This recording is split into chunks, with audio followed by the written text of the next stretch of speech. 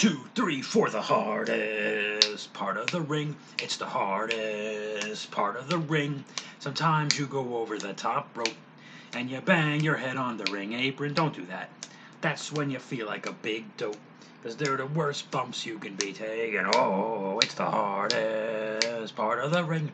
The hardest part of the ring. Sometimes you reach out for the hot tag and you go ahead and make your own comeback. Knock it off. That's when you should quit wrestling, and you're better off rolling in thumbtacks. AEW, the hardest part of the ring. It's the hardest part of the ring. One more, sometimes you're distracting the referee, and the babyface has your wrestler pinned. Then you get punched to the ring apron, and you realize all the trouble you're in when it's the hardest part of the ring. The hardest part of the ring. Now double claps. All right, Bob Squad, let's go bananas. The hardest part of the ring. The hardest part of the ring. Ba-da-ba-da. Whoa, Nelly, what it is? Are we whistling Dixie? Are we waxing philosophical? Are we shooting the shit? Are we chewing the fat? Rubbing elbows, greasing palms, movers, shakers, trendsetters, go-getters, gypsies, tramps, and thieves. How's tricks? How's the kids? Some weather we're having. Jumping off the walls, bouncing off the ceiling, working hard but hardly working, punching the clock, passing a buck, burning a candle at both ends, and burning the midnight oil, talking to candy and eating strangers, and the grass is always greener when the early bird gets the grease, if you know what I mean, and I think that you don't. Anyway, you slice it, crossing your eyes and dotting your T's, just being the best Bob I can be, making your back crack, your knees freeze, your liver quiver with a hole in your heart and a pain in your pancreas. Saying stuff, doing things, saying stuff related to the things we're doing stuff in correlation with the things that we are saying. The smoke is cleared, the dust has settled, the Bob Squad, the ice has melted. We went to the well one too many times, we are close but no cigar, the lights are on but nobody's home. There is no water in the goddamn pool, the cat is out of the bag, the train has left the station. We are talking about the Hulu edition, the Hulu edition, the Hulu edition. Not limited enough commercial interruptions for August 2nd of 2021. Let's do business up top. I've started working on a Sunbob new episode. I've started filming already. It's a two-parter. For the G.I. Joe fans, you are all familiar with Arise, Serpentor, Arise. This is Demise, Serpentor, Demise. It's the end of Serpentor. I only have one Serpentor adventure in my Sunbob collection. Put Up Your Duke. Where I always think where Serpentor is alive the whole time. I always think Serpentor is most interesting at his birth or his death, or as he relates to Cobra Commander. But on his own, doesn't really do much for me. But the creation and destruction and his relationship with the Commander is really the three interesting things about that character to me. So I'm getting rid of him in this episode. There you go. You saw in Discombobulated the combined force of Skeletor's Havoc Staff and Megatron's Fusion Cannon are what created him. So now we're going to do away with him, and I'm excited. I'm so excited about this. I don't usually go into too much detail up top, but I'm very excited about the upcoming. It's going to be a two-parter. I think 2 15-minute episodes is really what I want to do. Got a little ways to go, but that's what's going on. And don't be surprised to see another fun boxing soon with 2 more Masters of the Universe Origins. The only reason I didn't do a fun boxing was I really like keeping them in the box. These 2 I really like in a package for the time being. So I'm kind of holding off. I don't want to take them out of the package until I really have to. I think before the year is up, rather than complain about Masters of the Universe Revelation, which I have in my head, and to anyone who will listen, I think before the year is up, I would like to do one Sunbob, just He-Man episode. So that'll be interesting. But one thing at a time. Okay, a lot of things going on. I'm working one job while still going on. I still got interviews this week for other jobs, so a little bit busy. And I just started watching the movie I was going to do for this that I am doing for this week's Beach Town audio episode and video episode. For the Beach Town Comedy Mental Health Podcast that actually cheers you up, blah, blah, blah, blah, blah. And 20 minutes into the movie, I went, hey, you watched Raw and you never recorded anything about it, you idiot. This is the whole thing you do. So let's talk about it right now. We are live in Chicago. Where where they're going to chant for the Legion of Doom. No, they're not. That's too old. They used to. They used to chant LOD in Chicago all the time. Now both men are dead. Everybody's dead. There's one after another. All your heroes. That great Survivor Series team of the Ultimate Warrior, the Texas Tomato, the Legion of Doom.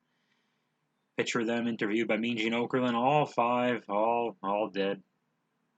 On the other team, you had Mr. Perfect, dead. Crush, dead. Axe and Smash still alive. Management Mr. Fuji, dead. Everyone's dying or dead. What's the point anymore? We're live! Monday Night Raw, fireworks, explosions, and we open with the WWE Heavyweight Champion Bobby Lashley with MVP. There was some Goldberg chants, and then Goldberg shows up to cut a heel promo? What happened? Because Goldberg doesn't know he comes off like an asshole. He thinks saying I'm awesome, and without proving he's awesome, he just is like, yeah, let me do a fake evil laugh and tell you I'm awesome, and never acknowledges the people or anything like that. He just says hi to his stupid son. Anyway, the match is official. They're gonna, like it wasn't official already. Yes, very good, Goldberg. It just means now we're gonna see the graphic more, is really all that means.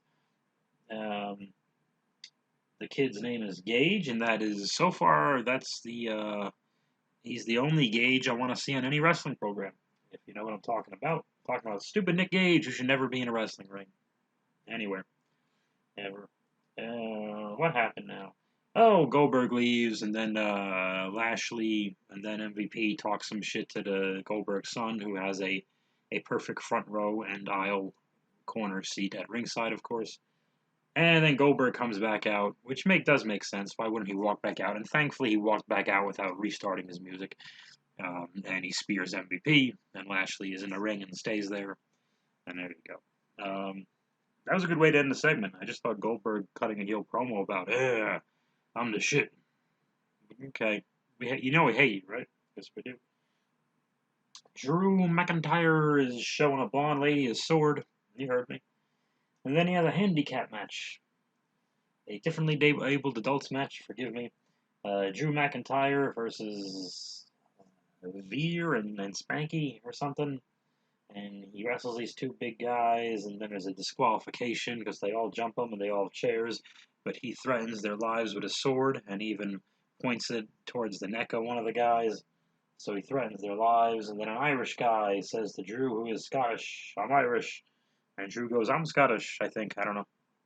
And then Drew says the word hospital, which I don't know what the hell that is. I know there's local medical facilities, but I don't know what the hell. But he says the word hospital. You're not supposed to do that. He doesn't get it. That's when you know someone is clout, when they just get out there on Raw and just start belting out hospital and belt. A non-title match is gone, by the way. Did you notice? It's a contenders match now. It's a championship contender. No one knows. What the fuck is that? Wrestling's dead. It's over. I think this podcast will last longer than pro wrestling. I mean like a year. That's what I'm talking about. Nia Jax wrestles Rhea Ripley, and Nia Jax does this weird butt crush move. I could have phrased that better. Nia's standing on the ring apron, which is the hardest part of the ring, if you did not know. And she runs and she smushes her hips or her buttocks into Rhea's head, which smashes off the post. I don't know how they did that without killing Rhea. But devastating. Nia gets busted open. I did not see this coming. I did not think that was going to happen. I guess in one of Rhea's kicks, Nia got cut open, and she's gushing. She's got some blood coming down. It was not a joke. There's an accidental crash from Nia into Shayna Baszler, who's standing on the ring apron, which again, hardest part of the ring. And roll up from Rhea, 1, 2, 3. Nia is not mobile. Like it's bad. It's bad. So Nia and Shayna argue, and then Rhea sneaks up. Rhea sticks around, and this was more important than pinning Nia. Nia never loses, and Nia dominated Rhea in the match too, of course. But might be better because Nia's selling is going to be good either. So you might as well have someone who can move and bump and sell and yada yada yada. Rhea sneaks up and hits her finish on Nia and got Nia up there, or Nia got up there. I mean, that she went up higher than I thought she was going to. It looked as good as it possibly could look, and then more. So I got no complaints there. It's like a pump handle slam type of thingy. I forget what it's called. I don't know what the fuck it's called. It's the Rhea finish, whatever the hell it is. And that was bigger because we all know the roll up. Okay, she's rolling up Nia, and you can roll your eyes and go, okay, Nia could easily just turn over and be out of this and whatever the hell. But and we know that Nia is cooperating with the finish and John jumping up to. But let's sorry, how athletic is Nia Jax and how much jumping is she really doing? Rhea, it just looks better to have a video clip you can show in promos and packages, being like, look, Rhea came out. Forget the 1-2-3. She hit Nia with her finish. So the two of you, Charlotte and Nikki, you're in trouble. That should be the message. Don't get so, because Nia and Nikki are so tied up with each other. Don't get too tied up with each other and forget about Rhea, because take a look. So, good piece of business there. I'm okay with it. I'm okay with it. And they're teasing. The crowd popped for Shayna taking her jacket off and getting mad. I mean, I think people still are behind Shayna, and fans still want this because of NXT. We know what a lot of these wrestlers can do. So the tease that we're finally going to get it is very nice. And Charlotte Flair comes out in shorts and some kind of weird top, which means she's about to do something physical. If she's wearing these wacky shorts, she's gonna get moved or bumped around or tossed around or something. That's the giveaway right away. Anyway, forgive me not to be too graphic here, but if she's wearing some kind of top she's spilling out of, then most likely she's not getting flung around in this segment. But she's pretty much covered up and wearing shorts, so something physical is going to happen, and does. First, Charlotte compares herself to Simone Biles, and I do like an occasional pop culture reference, especially because this one is current. The Simone Biles gymnast, mental health, yada yada yada, is only like a week old, not even. So yeah, I liked it because it made WWE part of the world instead of its own weird ass world. And it might have been subtle, but it was there. There's a Becky chant, and Charlotte acknowledges it. I sold out the Allstate Center, not her, whatever. And I don't think that's a tease. I think she just knows there's going to be a Becky chant, and she's got a line ready for it. You never know. Maybe Becky shows up at the SummerSlam. We don't know. Or the Raw the night after in San Diego, California, which I will be at. Oh, did I forget to mention that? August 30th, the SummerSlam after Raw in San Diego. A friend of mine got me a ticket. A little connection there. And yeah, I will be at that Monday Night Raw. So that hardest part of the ring might come a little bit sooner. And I won't be taking notes. It'll be a little more free form, and I'll just tell you about my experience there and tell you the people's reaction there live and what it was like to be there and the taping and what goes on during the commercial and yada yada yada. So that one will be a little bit different for August 30th. So that's a few weeks away, 4 weeks away. But that'll be fun. What happened after this? Oh yeah. Oh, Charlotte, this made me laugh before we get to the point of the end of the segment, God help us. She says, I've been in this business a very long time. And I'm laughing like, when did she start training? 2013-ish? 2012? Well, I guess nowadays it's a very long time. And Nikki a.s.h, Nikki, we're just going to stop this. Nikki, the babyface, sneaks up behind Charlotte and hits her with a chair, which is an international object. So just because so if we're keeping score, Drew. Hold on, let's go to the top. Goldberg, the legendary babyface, comes out and cuts a heel promo. Drew McIntyre, the number 1, number 2-ish babyface, whatever, one of the top babyfaces, threatens some guys' lives with a sword. That's 2. The third in a row, Nikki a.s.h sneaks up from behind her opponent and hits her with a weapon. That's 3. Does anyone know what a babyface is? Like, who's... Has Vince lost his mind here with... Because a babyface, you want him to be smart and outsmart the heel. You can have an occasional dumb babyface, maybe they're a little happy-go-lucky, yada yada yada, but if you make him be out too much of an idiot, then that's not good. The crowd will turn on them. But, or laugh at them, or just not never take them seriously. You want to outsmart the heel, but they shouldn't. They should never be less moral than the heel. They shouldn't cheat and retaliate and do something that violent unless it's been done to them a couple of times. At the very least, at least once, just to get even. But no. And yes, I know Charlotte attacked Nikki after the thing. But wouldn't Nikki just... To me, it's not enough. Nikki should still run out and just face her and fight her. And so Charlotte's heel promo was right, because she, again, explains why the Money in the Bank concept, why everyone who cashes in is essentially a heel. So there's no baby. All the heels are right, and all the baby faces act immorally and cheat. And all the heels make great points. Then we recap, we recap Sheamus and Priest, where Damian Priest, the good guy, rips off a face protector for a man with a broken nose and uses that to win the match. And Priest and Riddle are backstage. Riddle is on a scooter. And they have some kind of gibberish conversation. I really don't remember, but they were backstage. Basically setting up that Riddle's going to be on Miz TV. We still got to do Miz TV. Miz and Morrison have their dripstick water gun things, and the live crowd was into them. There were CM Punk chants, which Miz and they just kind of ignored. Yeah, this didn't help Priest at all. Priest very much. This was a classic 101. Man, he is reciting lines written for him, and it's not organic. He's not reacting to those people. He's losing the people. He's a cool-looking dude, but the threat of him coming out and kicking ass, it doesn't seem to be there anymore. Just doesn't seem to be there. This leads to a Ricochet Morrison match. There's some kind of DQ. Oh, Sheamus runs out and beats up Priest.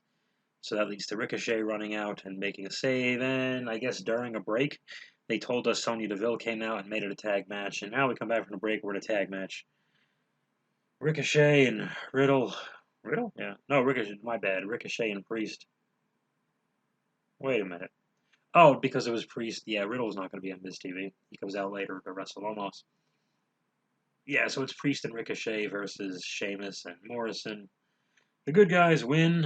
Priest hits his finish on Morrison, inevitably, 1, 2, 3, and he takes several dripsticks. I think this is before the match, and just continually sprays the Miz, who's in a wheelchair. So the babyface also picks on a guy in a wheelchair and can't stop spraying him with water guns and beating him up or threatening to beat him up. The guy in a wheelchair. So that's four. That's four baby faces being heels tonight. The Irish guy talks to Rhea Ripley. He tells her he's Irish, and she goes, "I'm Australian." And that's I think that's what they said. I forget. Riddle wrestles Omos. Riddle loses 1, 2, 3. Last week, Omos broke Riddle's scooter, if you will. Not much going on here. Riddle had to wrestle Omos' match and get tossed around and bump around and lose the thing. No appearance from Randy Orton yet again. Did they wrestle last week, or did Riddle wrestle AJ or somebody else? It was the same thing. Omos broke his scooter, and I think probably hit him with a move. I really don't remember. I do not remember. Maybe he wrestled Morrison or something. Anyway, this takes us to the main event. We're already there. Before we get to the main event, Karrion Kross has not made Hulu once since being on Raw. I want to mention that. Keith Lee only made Hulu that 1 week he wrestled Bobby Lashley. And not the last 2 weeks. Nothing. I know there was a Reginald 24/7 Akira Tozawa thing that did not make Hulu. I've always said anything with the women that does not involve the title or Charlotte does not make Hulu. Second week in a row. No Alexa. Because the Eva Marie Alexa Dewdrop thing, second week in a row, did not make Hulu, and that is very odd because Alexa is always on the damn thing. That's a lot for me to go look up. I kind of know. I'm curious, but I don't really feel like looking it up. Twitter usually tweets these things out. I mean, there's GIFs and stuff. Like I know Dewdrop, I think either hit Alexa with a chair or maybe just ran in with a forearm on Alexa's playground thing. So Dewdrop and Eva Marie are feuding with Alexa and the doll. Is that right?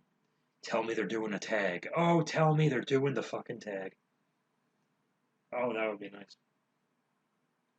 No AJ Styles on this show. I don't know. Maybe did AJ Styles? What happened? Did he fall off the face of the earth?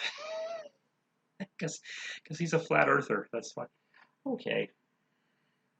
Nikki a.s.h. wrestles Charlotte in a no DQ, whatever the fuck match. Like a championship contenders, no holds barred, no DQ, street fight. It's all the same match. Um,